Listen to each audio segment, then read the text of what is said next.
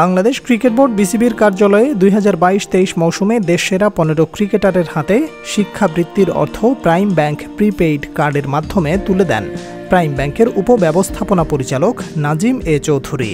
এ সময় উপস্থিত ছিলেন বিসিবির পরিচালক ও বয়স ভিত্তিক টুর্নামেন্ট কমিটির চেয়ারম্যান অবেদ আর নিজাম, বিসিবির পরিচালক ও গেম ডেভেলপমেন্ট কমিটির চেয়ারম্যান খালেদ মাহমুদ সুজন, প্রাইম ব্যাংকের head of brand and communication Syed Raihan Tariq এবং বিসিবি ও প্রাইম ব্যাংকের শীর্ষ কর্মকর্তারা।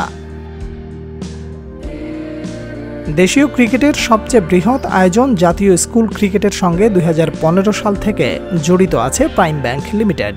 প্রতি বছর সারা দেশের প্রায় 12,000 ক্ষুদে ক্রিকেটার অংশ নেয় এই ক্রিকেট আসরে। দেশসেরা ক্রিকেটারদের নিয়ে 2021-22 আসর থেকে প্রাইম ব্যাংক কম্বাইন্ড জাতীয় স্কুল ক্রিকেট টিম গঠনের সিদ্ধান্ত নেয় বিসিবি। আর সে দলের সুযোগ পাওয়া প্রত্যেক ক্রিকেটারকে শিক্ষাবৃত্তি দেওয়ার ঘোষণা দেয় প্রাইম ব্যাংক। বেশ কয়েক ধাপে বিসিবির জুনিয়র নির্বাচকরা বাছাই করেন 22-23 মৌসুমের সেরা 15 ক্রিকেটারকে। দলে সুযোগ পাওয়া প্রত্যেক ক্রিকেটার 60,000 টাকা করে শিক্ষাবৃত্তি হাতে পেয়েছেন।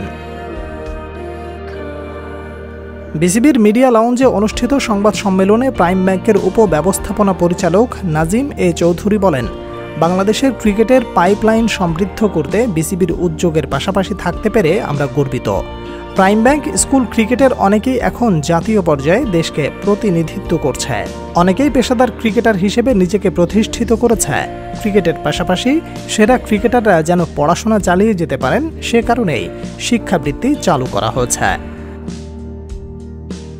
এবারও দেশের 352 স্কুলের অংশগ্রহণে এরই মধ্যে সম্পন্ন হয়েছে জেলা পর্যায়ের 579 ম্যাচ। জেলা চ্যাম্পিয়নরা অংশ নেবে বিভাগীয় শ্রেষ্ঠত্বের লড়াইয়ে। বিভাগীয় পর্যায়ে 57 ম্যাচ শেষে 7 বিভাগের চ্যাম্পিয়ন দল অংশ নেবে জাতীয় চ্যাম্পিয়নশিপের লড়াইয়ে। Salman Abdullah, sports and news.